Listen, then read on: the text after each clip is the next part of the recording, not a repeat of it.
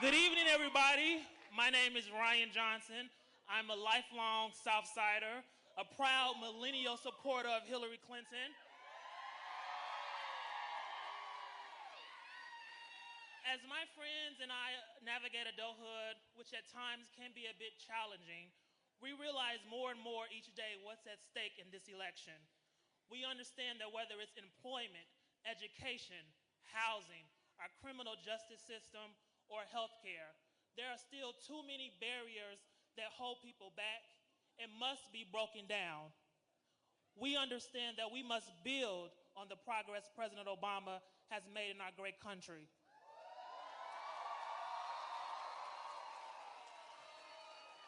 Over 6 straight years of job growth, 20 million more people with health insurance, and a step closer to a more perfect union. From social injustice to income inequality, I know that Hillary Clinton is the only candidate who has the experience, passion, and determination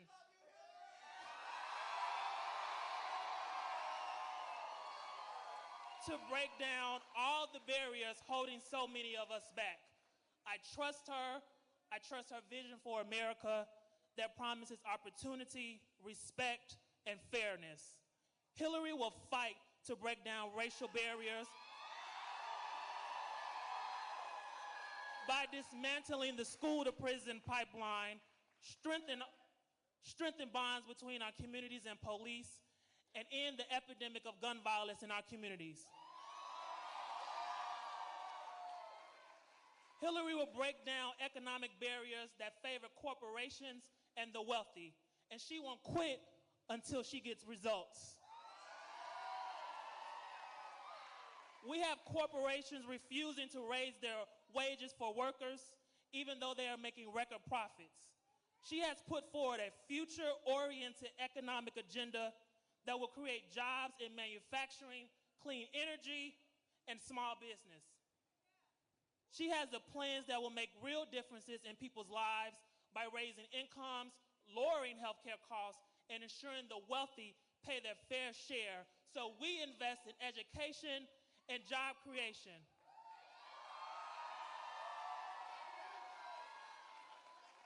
It's time to level the playing field, and I know Hillary will build ladders of equal opportunity for all people. Now, we know nothing in life comes without hard work, and nothing in life is free. But some candidates need to level with voters. Bernie Sanders is promising free health care and free college. But he needs to be up front.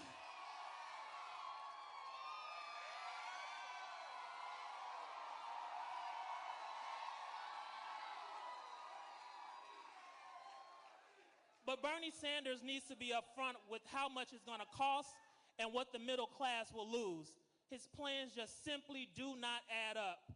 At last night's Democratic debate in Miami, we saw Hillary Clinton discuss how she would defend and expand on the progress made toward affordable health care under President Obama through the Affordable Health Care Act.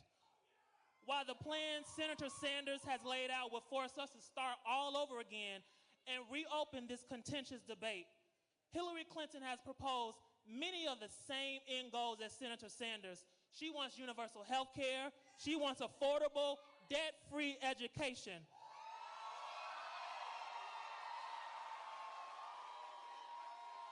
But she has been upfront with us, and she told us how she's going to pay for it. And when you look at the plans in detail and her track record of results, you know that Hillary Clinton can get it done.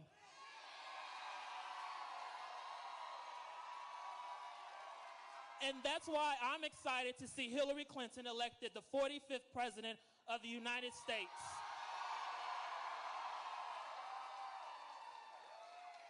The Illinois primary is less than a week away, and we need to secure a big win, and we need you to help knock on doors, make phone calls. There are organizers and volunteers all around with clipboards ready for you to sign up this weekend. And remember, you can vote early all the way up until Monday evening. Now let's help Hillary Clinton break down one more barrier, and that is making her the first female president of the United States of America.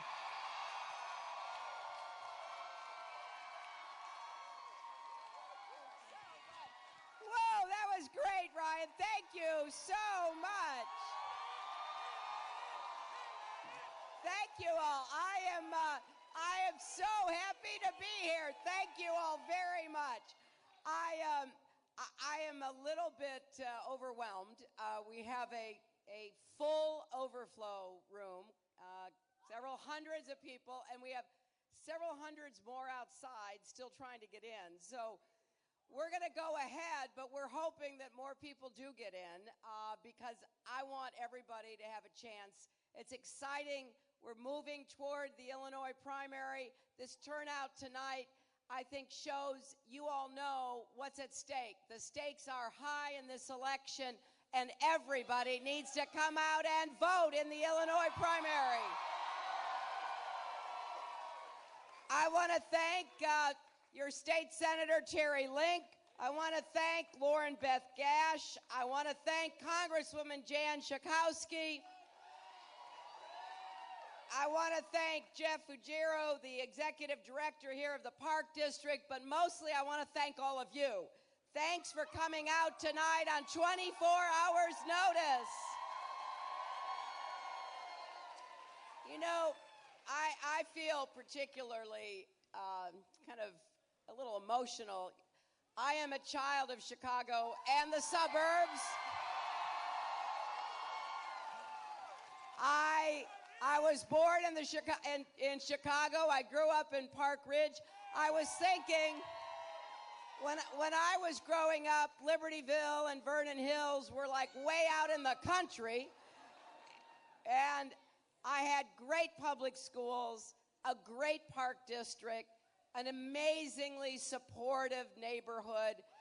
And I am so grateful that I come from this part of the country, that I've had so many wonderful experiences. I have friends literally going back to kindergarten. Some of them are here tonight. They've promised never to tell you everything they know about me, which is kind of hard since I think you know everything there is to know. But I really always feel very much at home. And so being here tonight is a special pleasure. I wanted to make a couple of points because as Ryan said, I really do want to break down barriers. I'm running for president so that everybody in our country can have a chance to live up to his or her God-given potential. I feel so fortunate. That I was given opportunities. Not that there weren't obstacles then, and there certainly are obstacles today, but I had a chance to really feel like I could move forward in life, that I could be part of knocking down barriers. And as I came of age, we had the civil rights movement, we had the beginning of the women's movement, we had so much change going on. And now I see a lot of people feeling like they're not going to be able to get ahead or stay ahead. And that, to me, is fundamentally unfair. So what I want to do is break down barriers, starting with economic barriers, so that every person can have a good job with a rising income and feel like you're going to go further, your kids are going to go even farther, and that you truly will enjoy the American dream, just like we were told over generations. And what does that mean? It means good jobs and infrastructure, advanced manufacturing. It means more small businesses getting started and growing. That's where most of our jobs come from. It means combating climate change with more clean, renewable energy jobs. Now, everything I just mentioned, those are jobs that have to be done right here in Illinois and in America. Those are jobs that can't be exported. Those are jobs that have a ladder into and even beyond the middle class. When I talk about infrastructure, I want us to be globally competitive, and we no longer are. Our roads, our bridges, our tunnels, our ports, our airports are just not what they need to be in order for us to have the chance to really be as competitive as we possibly can. This morning I was in Tampa. Tampa has a huge port, but they've got to be able to expand that port because new ships that are much bigger are going to be coming through the Panama Canal. Now, I mention that because that's how we have to start thinking. How do we make jobs here in America? How do we attract more opportunities here? Well, we've got to make the investments, and the investments in infrastructure is one of the ways that we will be more competitive and more productive. And when I talk about manufacturing, look, that was a great way into the middle class for generations of Americans. Now we are in a fight to be able to preserve jobs and attract more jobs. We do need to change the tax code so it doesn't reward businesses that export jobs. And for any business that has gotten government tax breaks, like Nabisco in Chicago, they should have to pay back every penny if they're going to move jobs out of this state and our country. And when I talk about small business, you know, my dad was a small businessman. It was a really small business. It was him and my mother, my brothers, and I. He had a small fabric printing business in Chicago, and we would go and help him, you know, print fabrics, and occasionally he'd hire, you know, one or two other people on a short-term basis. But I saw how much he loved being his own boss. I saw how hard he worked to give us a good quality of life. We were always at the very top in the world in creating small businesses. We aren't anymore. And we've got to get back to doing that. And the fastest growing small businesses are ones headed by minority and women-owned firms. And so part of us have to recognize that we have to do more to get access to credit to small businesses, support small businesses. I'm excited by that. I've said I want to be a small business president, and that's exactly what I will do. We also need to raise the minimum wage because 2/3 of all minimum wage workers are women, most of them supporting themselves and their children, and a lot of them barely able to keep going even when they work full-time. And at some point in this country, if you work full-time and you do your part, you should not end up in poverty at the end of the year.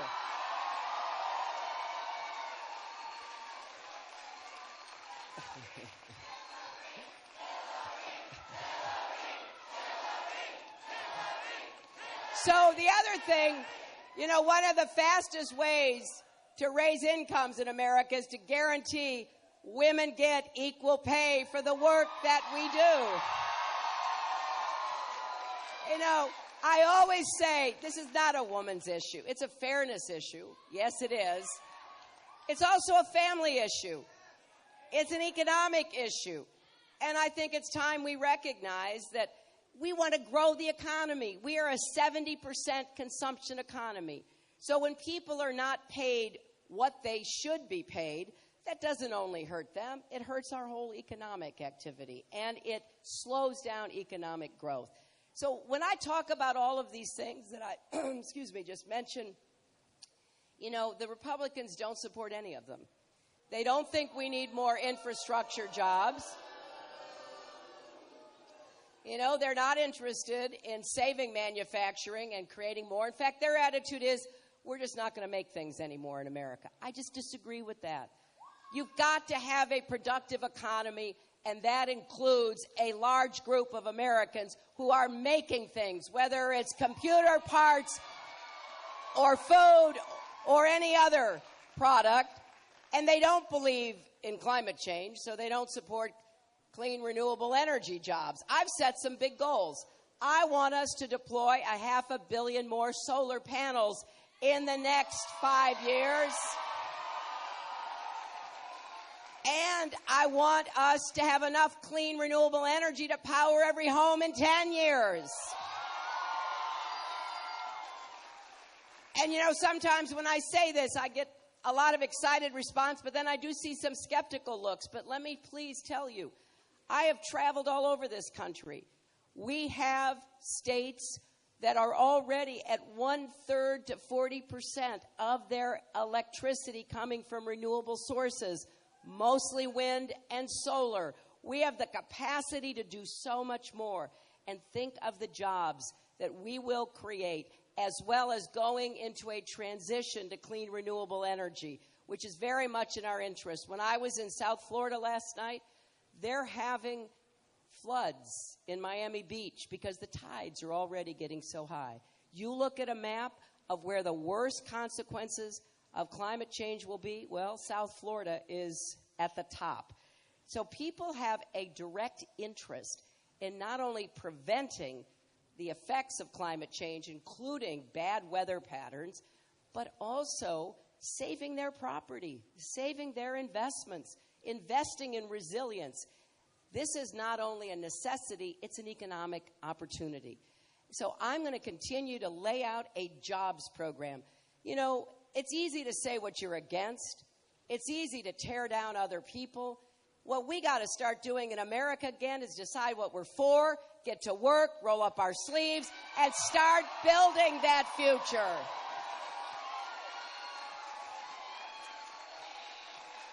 And I am very excited about it. You know, I listened to some of the other candidates. They are so pessimistic, so negative about us.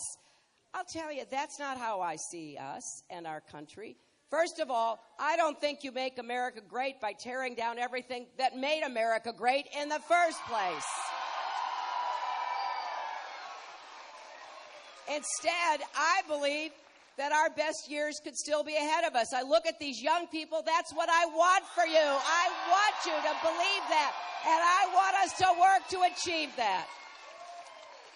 Now, another barrier we've got to keep tearing down is access to health care. And yes, I am very proud of what's been accomplished because, you know, before they called it Obamacare, they called it Hillary Care. And I tried very hard. I took on the drug companies and I took on the insurance companies, and they beat us. You know, it was a tough effort, but they were successful in stopping the kinds of changes that we need, not only to make sure people have access to health care, but to begin to control the costs of health care. So when we weren't successful, I turned around and said, what can we do? And I helped to create the Children's Health Insurance Program. It was a bipartisan effort. 8 million kids are taken care of because of it. You know, I've said many times, I am a progressive who likes to get things done. That's growing up here in Chicago, knowing that at the end of the day, you have to show what you've done. What have you accomplished? So I was thrilled when the president got the Affordable Care Act passed, because we have been trying to figure out a way to build on our system.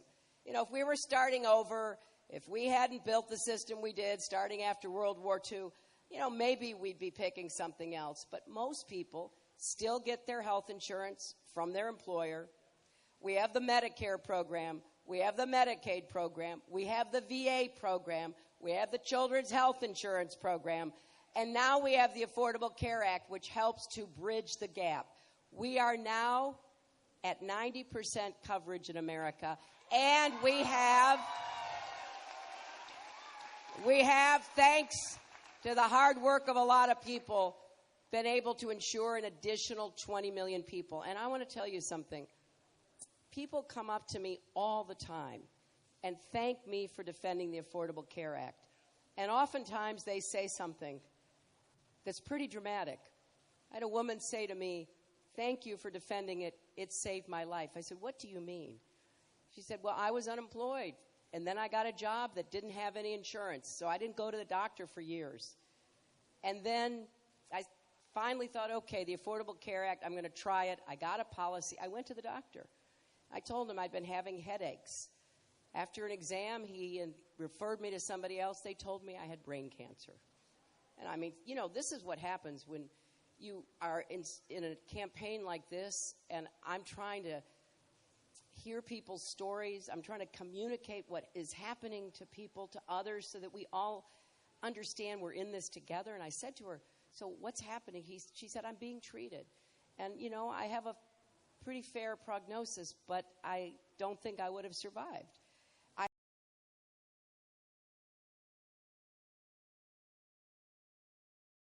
grandchildren, and one had congenital heart problems. She's had 5 operations, open heart operations, this little tiny girl.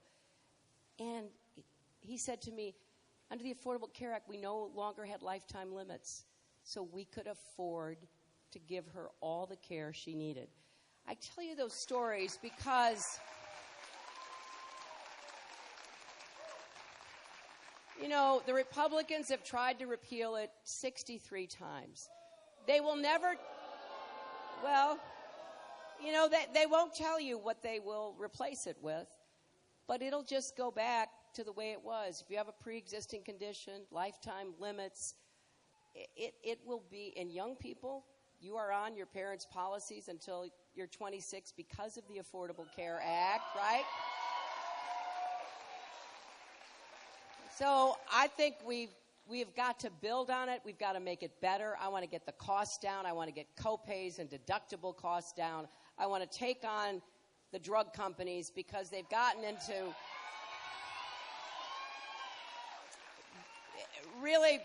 really big, indefensible price increases. And this is something that affects everybody, but it particularly affects the Medicare program. Because if we don't get costs down for people on Medicare, we can't get them down for anybody. And we've got to require that Medicare negotiate for lower prices, buying in bulk like you can with anything else. And like our drug companies do with every other country. You know, that's how they negotiate. So we've got work to do, but I'm very clear about what it will take to make sure that we've got quality, affordable health care for everyone. You know, another barrier that still stands in the way of too many people is education. And here's what I want to say about that. I, as I said, am the product of really good public schools. I want every kid in America to have a good teacher in a good school, regardless of the zip code you live in.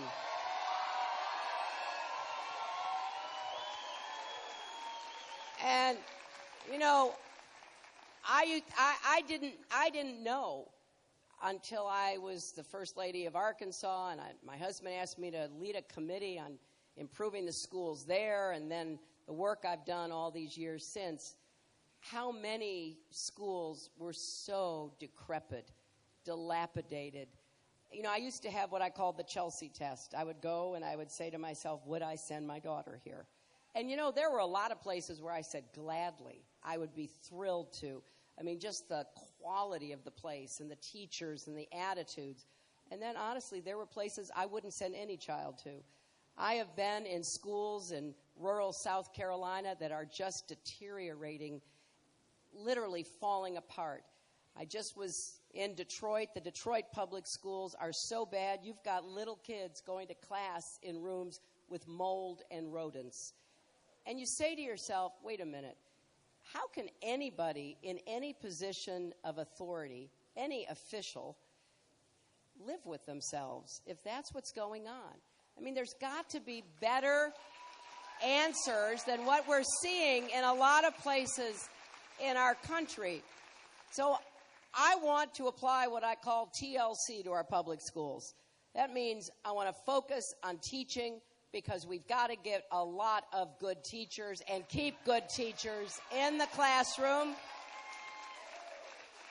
I want to focus on learning, which means we've got to provide curricula that every student in every school has a chance to really learn and go as far as he or she is capable of going. And right now, too many places have cut out everything.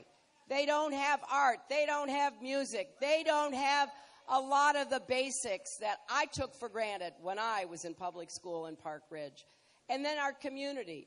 You know, our communities need to really embrace our schools. And we've got so many talented people living everywhere who can give of their time and their energy and their expertise. But then I thought, well, wait a minute. We have to worry about preschool. And I just saw a great preschool classroom here in this facility. Do any of you here in Vernon Hills have experience sending your kids to preschool right here at this facility? Boy, what a great opportunity. I want preschool education available for all our kids so that they get a better start to be successful when they go to school. And then I want to make college affordable by having debt-free tuition. And I am really excited about this. But as Ryan pointed out when he introduced me, I believe that we ought to focus on sending middle-class kids and working family kids and poor kids. I don't believe you should get free college if you can afford it. And last night in our debate in Miami, when Senator Sanders was asked, do you mean you're going to give free college to Donald Trump's kids and grandkids? He said, of course. Well, not from me. You're not going to see that. I want to help families. I want to help the vast majority of families in Vernon Hills and across America because we have priced college out of the reach of too many families. If we have debt-free tuition for public colleges and universities, we can begin, once again, having more kids go to college and be able to complete college. And we also have to deal with the debt that you already have. Student debt is one of the biggest economic burdens that young people are struggling under. And here's what I want you to know. I go around, I ask people, does anybody here have student debt? Okay. Do any of you know what your interest rate is? Anybody have an interest rate higher than 8%? How much? Yeah, it's scary. You have a scary interest rate. 9%. 11%. Okay. I want a lot of, some of us don't have that experience, and a lot of us may not realize what's gone on. We haven't had interest rates of any amount in years. You can refinance your mortgage. A lot of people did when the interest rates got low. You can refinance car payments. Corporations can refinance debt. But we saddle young people and their families with interest rates of 8, 10, 12, 14%, I've heard. Think about how unfair that is. So let's refinance that debt. Let's get it down. Let's make it manageable.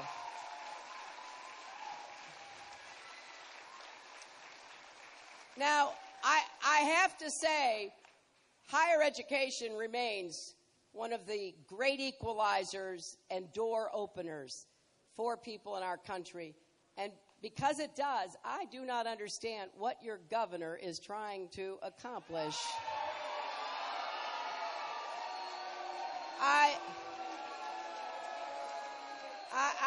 I mean, you've got some of your public colleges and universities that have said they're going to shut their doors or they're going to lay off most of their faculty. You have no budget.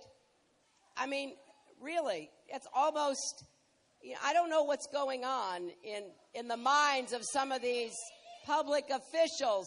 I mean, you've got the Republicans in Congress won't receive President Obama's budget. They say he can't nominate, according to the Constitution, a successor for Justice Scalia. I mean, this is beginning to be incredibly worrisome. And anybody, Democrat, Republican, Independent, whatever you call yourself, we've got to get back to functioning. We can have disagreements in Washington, in Springfield. That's par for the course. But, our founders understood no human being has the answers to everything. That's why in a democracy, you have to compromise. You have to reach consensus. You have to work with each other. And I have said, I will go anywhere to talk to anybody, anytime, in order to find common ground. That's what I did as First Lady, as Senator, as Secretary of State. It's really interesting to me. I have a lot of wonderful comments that Republicans have said about me when I'm actually working with them. Whenever I run for anything, oh my goodness, they don't have a kind word to say. But once I get there, we start working together. That's what I will do, because I know that the president has to figure out how to build relationships with the opposition, how to work with people who you do not agree with. but to get things done. So I will seek common ground, but I will also stand my ground on important principles and values. Now, let me just say that I also am committed to expanding opportunity and expanding that search, as Ryan said, for the more perfect union. So I will defend basic human rights. I will defend a woman's right to make her own health care decisions.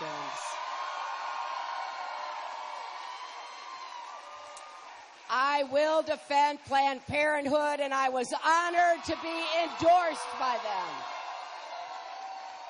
I will defend marriage equality and work to end discrimination against the LGBT community. I will defend voting rights. I was just in North Carolina, and my goodness, I don't know what part of democracy they are afraid of, but they are trying to make it really difficult for older people, young people, people with disabilities to actually vote. That is so contrary to who we are.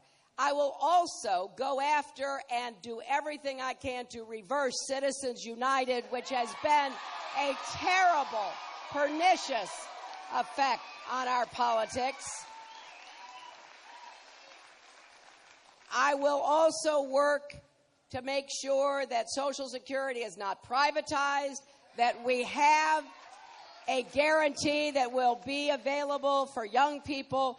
I will also do everything I can to assure that the VA is fixed, that the system operates effectively to take care of our veterans.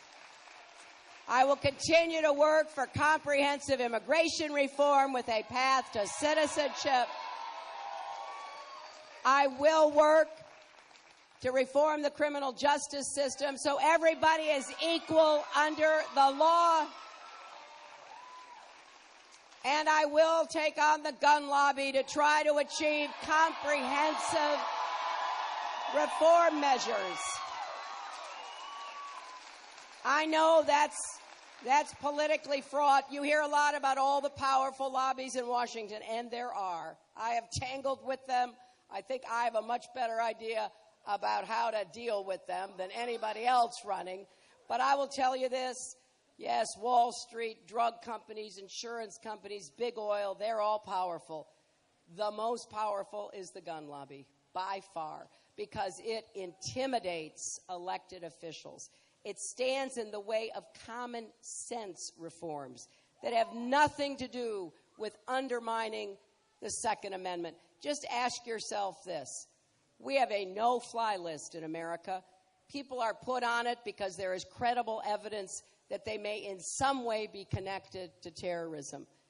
The gun lobby does not want to prohibit people who are on that list from buying a gun in our country. That is absolutely absurd to me. And the other point I want to make is that I have gotten over the years to know many families of victims of mass killings, from Columbine to Sandy Hook to Mother Emanuel Church in Charleston. And the parents of the Sandy Hook victims are suing the maker of the AR-15 that was used to murder all those children. And, you know, every time I think about it, I think about what it must have been like. You send off your first grader maybe with a little backpack on his or her back, give her a kiss, give him a wave. Off they go to school. And the next thing you hear is that some crazed person has murdered so many of them. And I've met these mothers and fathers. So they know that they can't do anything to turn the clock back. They're trying to prevent any other family from ever experiencing this. But here's the problem. There was a bill passed in the Congress giving immunity to gun makers and sellers. So basically, you can't sue them no matter what they've done. You know, they're the only industry in America with that kind of liability protection. Cars can kill people. Prescription drugs can. Toys even can. And then we can try to figure out how to prevent it from happening again by forcing changes to be made. But there was a vote.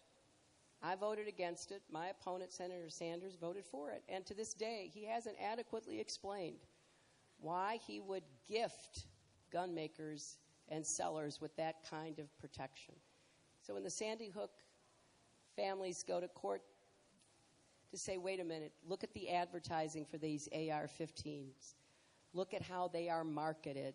They are a military assault weapon, and they are sold to people who really have no business ever having them.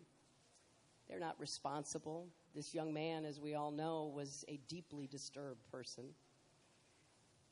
Their lawsuit may well just end before it begins because the answer will be, I'm sorry, there's nothing you can do about it. 92% of Americans and 85% of gun owners believe we need some changes.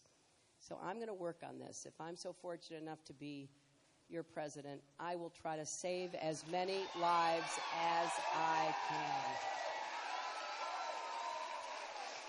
Now, let me ask you for your help. I know you have early voting until Monday night. How many of you have already voted? Wow. Well, please, those of you who haven't, if it would be more convenient, vote. But otherwise, Tuesday's the primary. And I am absolutely committed to doing everything I can to try to keep our country moving together, united, strong, effective, giving hope and confidence and optimism to our fellow Americans and particularly to our young people.